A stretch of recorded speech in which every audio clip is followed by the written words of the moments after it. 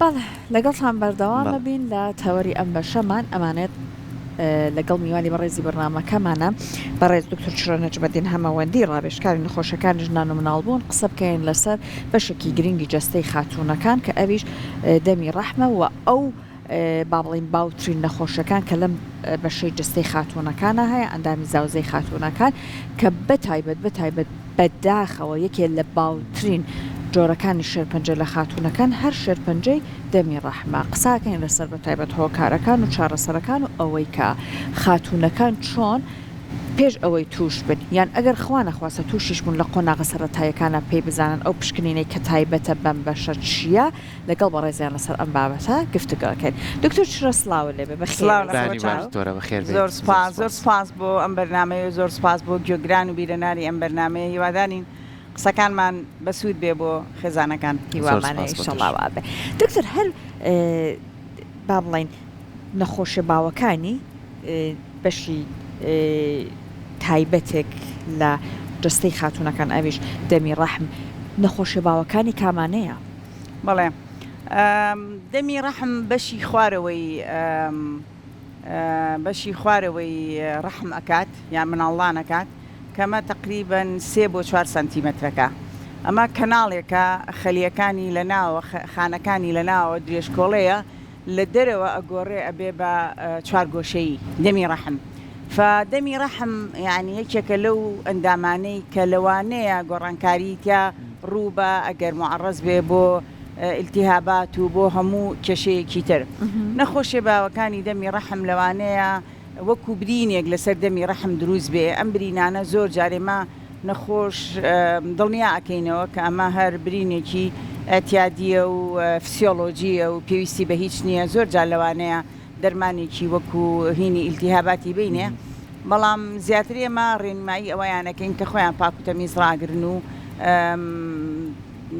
جلەکانیان زوو بگۆڕن و تووشی ئیلتیهابات نەبن. ئەمە شتێکی بەسیتە کە لە دەمی ڕەحما دروستە بێ.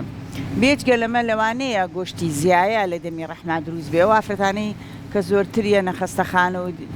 خاستن تەمەنیان گەنجە یعنی لە دەوری 20 بۆ 35 ساڵ سیرەکەی لە نێوانی سوڕی مانگانکەیە ئەڵێ تکە خوێنم هەیە ئەمانە بێ پشکنینی دەمی ڕەحم کەن زۆر جار لەسەر دەمی ڕەحما گۆشتێکی زیایە ئابینین. ئەم گۆشتە زیایە لە 100 تا بڵێم 99 پاکە یعنی شێرپەنجەی تیان نییە، بەڵام چونکە هەیە بە هەموو لێکەوتنێ خاستن ئەگەر لەگەڵ مێردەکانیانە بنون تووشی خوێنبەربوون ئەبن. لەبەرەوە پێویستە دەمی ڕەحم ببینێت و ئەم گۆشتە زیایە بە نشتەرگەریەکی بچوو کلا بدرێت. باشە ئەمە یەکێکە لەو وانەی کە زۆر باوە، بەڵام ئێمە ینی بەڕاستی ئەمڕۆ ئەمی زیاتر تەرکیز بخەمە سەر ئەوەی کە دەمی ڕەحمە بێ پشکنینی بۆ بکرێ، چونکە ئێمە ئەترسین لە شێرپەنجەی دەمی ڕەحم. بێجگە لەمانە شتی کەتر هەیە لەسەر دەمی ڕەحماکە هەمووی سەلامەتە، بەڵامە بێ پشکنینی بۆ بکرێ وەکووتمە و گۆشتە زیادی و ئەو برینانەی کە لەسەر دەمی ڕەحمەکرێ و بازە جاریش کیس دروستە بێ کە پێڵێ نابۆرتاین سست. ئەمانە زۆر دکتۆر هەیە کە پێڵێن کەوی لە ناوخۆیانە کۆتەری ئەکرێ، بەڵام زۆر پێویستیشی پێ نییە هەر بە عیلاجی ئیلتیهابات و بە چاوەڕانکردن خۆی لە ناو ئەچێ. بەڵام ئەوەی گرینگە و کە ئەمەوێ و کەمە بەستمامەوێ احتیمامی پێمەم لە بەرنامەیە ئەوەیە کە بێ ئێمە مەسحەیەک لە دەمی ڕەحم وەرگرین کە لە ناو خەڵکە باوە بە پاپ سمێریان بە سەرڤایکل سمیر تێستی پێڵێن کەمە لە 1970 لە ئەوروپا ئەکرێ و لە 1990ەوە تقریبا لە بەریتانیا و لە هەموو وڵاتانی ئەوروپا بووە بە پرۆگرام کە هەموو 3 ساڵ جارێ ئافرەتە بێ مەسحەیە لە دەمی ڕەحمی وەرگێ، چونکە ئەم مەسحەیە لەوانەیە نیشان بدا کە لەوانەیە خانەیەک هەبێ لەسەر دەمی ڕەحمە کە لەوانەیە بگۆڕێ ببێ بە خەلایی شێرپەنجەیی خانەی شێرپەنجەیی. یعنی مە مەرحەلەیەک پیشانەدا ناوەندێکی پیشاندا کە نەپاکە و نەپیسیشە، تۆ لەم ناوەندەیە ئەتوانی ئەو نەخۆشە عیلاجکەیت و تووشی شێرپەنجەی دەمی ڕەحم نەبێ. لەبەرەوە زۆر گرنگە و هەر لەسەر ئەم بابەتە توانین بڵێن کە ئیستا لە وڵاتانی ڕۆژاوای ئەوروپا شێرپەنجەی دەمی ڕەحم بە دەرەجەیەکی زۆر کەم بۆتەوە، یعنی بڵێن لە 150 بۆ 75 کەم بۆتەوە، چونکە ئەم پرۆگرامە بەکارهێندێ و فریای نەخۆشەکانەکەون پێشەوەی بگەنە شێرپەنجەی دەمی ڕەحم. باشە دکتۆرە زۆر کاتەڵێن بۆ هەموو بابەتە تەندروستیەکان بۆ ئەندامەکانی جەستە و بە تایبەتیش بۆ ئەم بابەتە زیاتر پێیوەستە بە خانمانەوە تا چەند هۆشیاری هاتووە وەکو بەڕێزیڵێ هۆشیاری هاتوۆتە ناو ئێمە و پشکنینەکان ئەنجام بن چکە زۆر جار لەوانەیە کەسێک خاتمێک لەگەڵ هاوسەرەکە هیچ کێشەیەکیانە بێت کێشێکی تەندروستیان نەبێ بەڵام هەر پێویستە تۆ کەسی ئاسایی پزیشکە بەڕێزەکانی ئەڵێن 6 مانگ جارێ پشکنینێک بۆ خۆت کە بزانە گرفتێک چییە یا کێشە چییە بۆ ئەم بابەتەش تا چەند گرنگە پشکنین هەبێ بۆ ئەوەی کە گرفتەکەتیە زیاتر لێکەوتی خراپی نەبێت. وڵی بەداخەوە ینی تا ئێستاش لە ناو ئافرەتانی کووردا بڵێن یان ئەم مشتمەعی ئێمەیە ئەو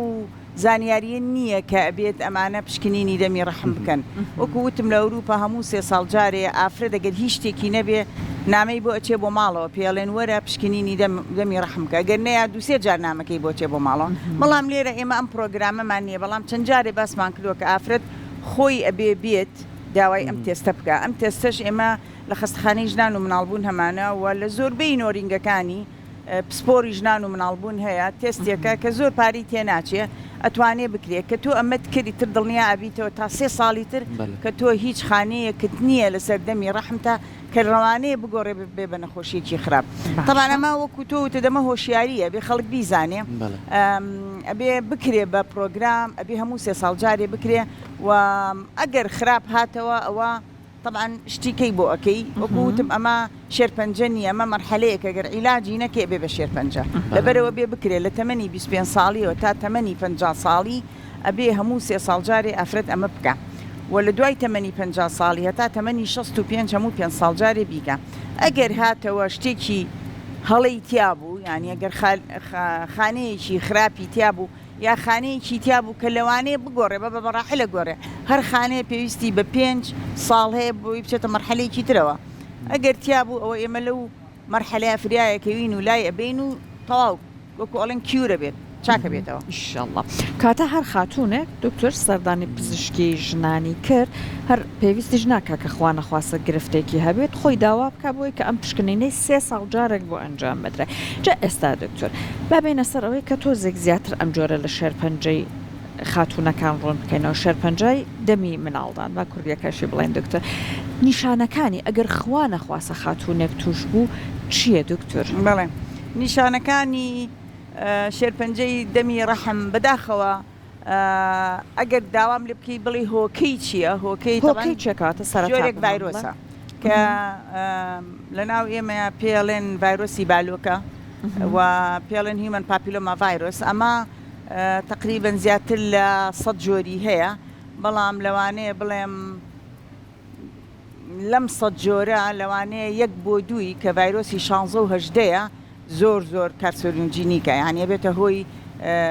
شێرپەنجەی دەمی ڕەحم یعنی ئەگەر یەکێ بالوکەیە لەسەر دەستی دەرەکەیە لە ملی دەرەکایە لە ژێر باڵی دەرەکەوە منەمەوێت لێرۆ دڵنیای کەمەوە هیچ کێشەی نییە یا بالوکێکی دەرکردووە لە منتیقەی بڵێن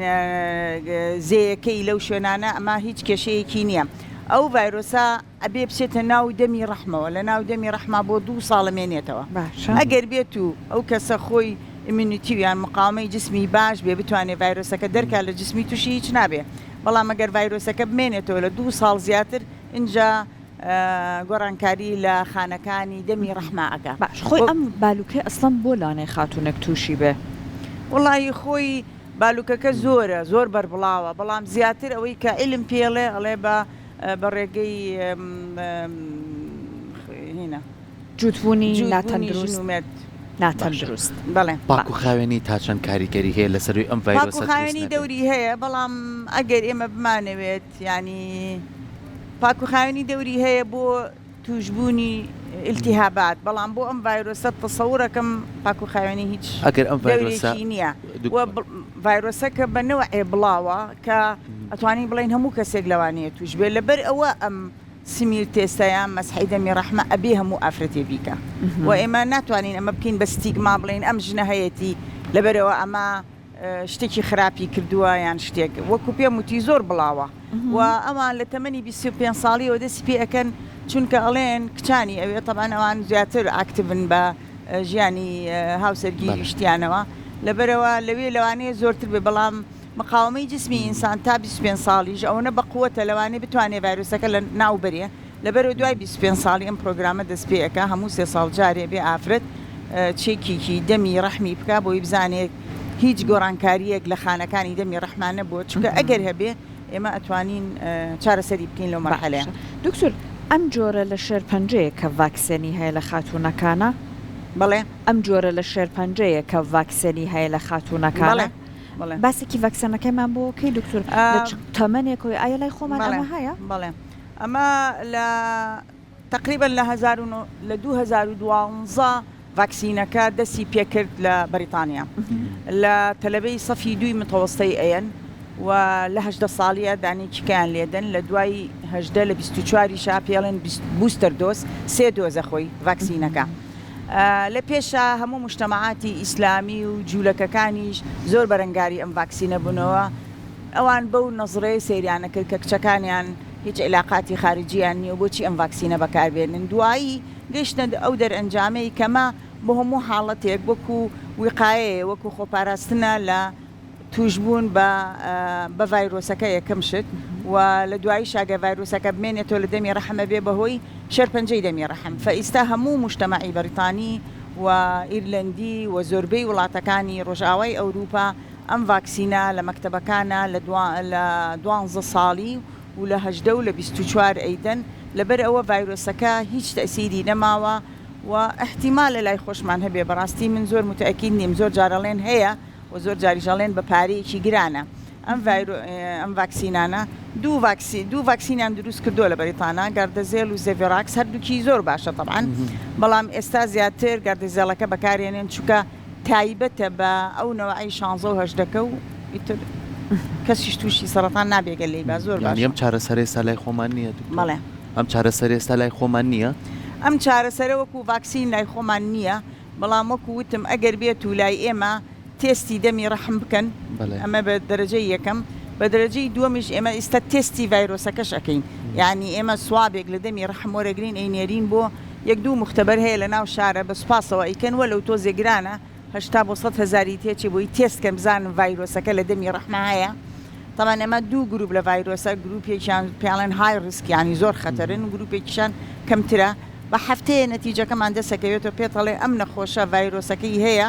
لەو گروپەیە کە ئێمە لێ ئەترسینە بێ بە شێرپەنجەی دەمی ڕەحم، یان لەو گروپە نیە وەختە ئێمە نەخۆشەکە خینە ژێر پشکنینی ترە و ئەمانوێت چارەسەری بۆ بکەین لە ماوەیەکی کەما بۆی تووشی شێرپەنجەی دەمی ڕەحم نەبێ. لای ئێمە هەم سوابەکە هەیە، ینی هەم مەسحەکەیە زۆر باشە ئەوە و هەمیش ئەتوانین تستی ڤایرۆسەکە بکەین. کاتە ئەمە بۆ کەسێک ئەنجامەدرێت کە خوا نەخواسە توش بووە وەی کە دەرەجەی نەخۆشیەکەی بێ دەستیشانکەن، وایە دکتۆر؟ بەڵێ زۆر باشە. ئێستا خاتوونێک خوا نەخواسە توش بوو، بەڵێ یەکەم شت پێمان بڵێ جەنابەت دەرەجەکانی چۆنە و هەروەها چارەسەرەکان چۆنەبووی؟ بەڵێ کە خاتوونێک بێتە لای ئێمە و ئێمە ئەو مەسحەیی لێوەرگرین و بینێرم بۆ تەستێکی مایکرۆسکۆپی کە سەیری خەلایەکان بکات و بێتەوە بڵێ ئەمە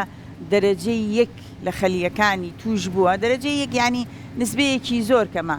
ئێمە ئەتوانین چاوەڕێکەین 6 مانگ بۆ ساڵێک و ئەتوانین ئەو تەستەی بۆ دووبارەکەینەوە لە 130 ڤایرۆسەکە ئەڕوا لە 130 وەک خۆی ئەمێنێ لە 130 پێشکەوتنێک بەخۆی بینێت چێتە دەرەجەی 2. لە دەرەجەی 1 ئێمە ئەتوانین بەس چاوەڕوانی بکەین کە گەیشتە دەرەجەی 2 اینجا ئێمە تستێکی تری بۆ ئەەکەین کە پێڵین کۆلپۆسکۆپی، نازانێەوە بیستوتانیانە بە مایکرۆسکۆپ دەمی ڕەحم سەیرەکەین، دەمی ڕەحم گەورە ئەبێتەوە لە ژێرەوە مایکرۆسکۆپە 40 جار لە خەستەخانەی ژنان و مناڵبوونی ژەمانە سەیری دەمی ڕەحم ئەەکەین، اینجا جۆرەها دەرمانمانەیەکەینە سەر دەمی ڕەحم سەیری ئەەکەین. ئەگەر من بەش بە حاڵی خۆم شارەزام لە مۆزوعایە چونکە بڵێن هینم کرد ترێنینم زۆر کردووە و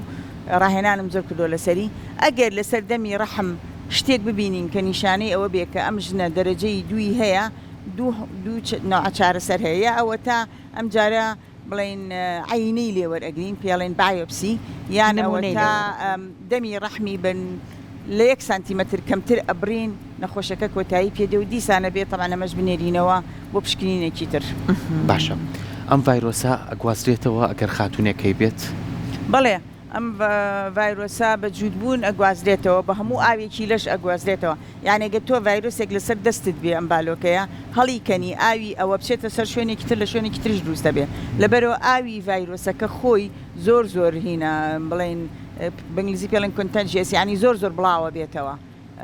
لەبەرەوە بێ ئاگاداربی خاستن لە وەختی پاکردنەوە و لابردنی مووە ئەگەریکێ ڤایرۆسێکی هەبێ لەو شوێنە نابێ بە مووس لی کاتەوە چونکە لەوانەیە ئەوەش لەگەڵ خۆیان ببات و لەبەرەوەیە کە زۆر بە زووی بڵاو ئەبێتەوە.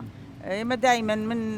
ینی نەسیحەتی و ئافرەتاناکەم کە بە کرێم وەکانیان لابن نەک بە شەیڤین و بەلابردنی مووس چونکە بریناری ئەکا بێەوەی خۆی هەستی پێ بکە ئەو سیڕەمی سەر ئەو بالۆکەیە بڵاوەکاتەوە بە هەموو ئەو منطقەیە و هەمووی ئەیگرێت. زۆر باشە دکتۆر ئێستا بابینە سەر ئەمریکا ئایا کەسێک ئەگەر بۆ نمونە گەنج بێت بەنیازی مناڵ دروستکردن بێت توشبوون بەم ڤایرۆسە یان بەم شێرپەنجەیە هیچ گرفتێک بۆ مناڵدانی بە مناڵبوونی دروست ئەکا؟ بەڵێ سوالێکی زۆر گرنگە ئەمە ئافرەتێک گەر تووشی ئەم شتە ببێت و بێ مناڵ دروستکە هیچ کێشەیەکی نییە. ئێمە ئەتوانی لە بەشی یەکەمی سکەکەیە یەک پشکنینی بۆ بکەینەوەی کە پێ موتی کۆلپۆسکۆپی یا سێرکردنی دەمی ڕەحمەتوانی بۆ بکەین. ئەگەر لە دەرەجەی یەک و دەرەجەی دوا بێ هیچ کێشەی نیە. ئەگەر لە دەرەجەی سێیا بێ مەفروزە ئەمەلیاتەکەی بڵێن نەشتەرگەریە بچووکەکەی بۆ بکەین کە ئێمە پێڵێن لێت کە دەمی ڕەحم ئەبرین بە درێژایی 1 سانتیمەتر بۆ ئەوەی نەجاتی بین لە نەخۆشیەکە دوایەوە ئەتوانێت سک بکە. بەڵام ئەگەر پێی نەزانی بوو لە وەختی سکەکەیە تووشی بڵێن خوێنبەربوون بوو خوێنبەربوونێکی نائاسایی ئەوە ئێمە بێ سەیری دەمی ڕەحمی بکەین. ئێمە نەخۆشمان نەبووە من تا ئێستا سێ نەخۆشم هەبووە لە وەختی سکپڕیا تووشی شێرپەنجەی دەمی ڕەحم بوونە لەبەرەوەی بە خوێنبەربوونێکی زۆر هاتوونە کە سەیری دەمی ڕەحم ئەەکەی شتێکی ناشرین گۆشتێکی ناشرین لەسەر دەمی ڕەحمی ئەیبینی ئەی بڕی نێری سێرەکەی شێرپەنجەی دەمی ڕەحم دێتەوە. بەداخەوە ئەمانە هیچیان بڵێن ئەم پشکنینە تایبەتیان نەکردووە بۆ دەمی ڕەحم لەبەرەوە گەشتۆتە ئەو بڵێن ئەو مەرحەلەیە کە بۆ بە شێرپەنجە ئەگینا ئەگەر پشکنینی بۆ بکرێ و لەو مەرحەلانەیە ئێمە تەشخیصی بکەین کە پێش مەرحەلەی شێرپەنجەیە عیلاج ئەکرێت و زۆر ئاسانە بەس بڕینی تقریبا 1 سانتیمەتر لەو منطقەی کە وتم خانەکانی گۆڕانکاری زۆر تیا ئەبێت کۆتایی بە مەوزوعەکە هێنێ. کاتە لە 21 ساڵەیەوە لە 25 دکتور پێویستە 3 ساڵ جارێک پاپسمیر شکنینێکە تایبەت بە